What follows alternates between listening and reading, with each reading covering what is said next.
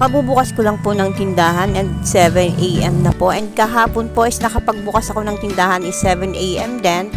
And nakapagsara ako ng tindahan is 10 PM. And kung minsan inaabot pa po ng 11 PM. Makatulog man lang tayo ng 7 hours to 8 hours, okay na yon. Di naman pwedeng i-risk yung health mo para lang sa konting kita. So kahit tinatanghali pa rin ako ng pagbubukas, nakakaipon pa rin naman. Ito nga po yung madalas kong sinasabi na dito po namin lahat kinukuha mga pambayad namin sa tubig, kuryente, para sa mga bata at sa pagkain namin.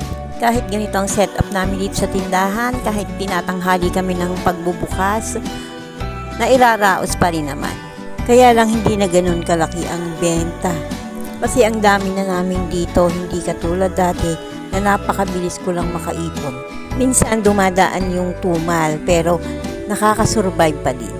So yung tumal andyan pa din. Di nawawala sa tindahan yon. Kailangan mo lang talagang magbukas para makabenta ka. So yun lang, kasi gusto ko lang naman i-share ito kasi sobrang napakarami na namin dito. Ang dami ko na din nababasa na napakatumal daw. Kahit ako, natutumala na din ako sa sales ko.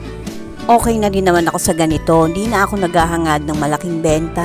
Ini-enjoy ko na lang din, di tulad noon na napaka-pressure. Gusto ko lang naman mag-thank you na kahit papano nakakabenta pa rin. Dahil ito talaga ang aming bread and butter. Mapapa-thank you Lord ka na lang talaga.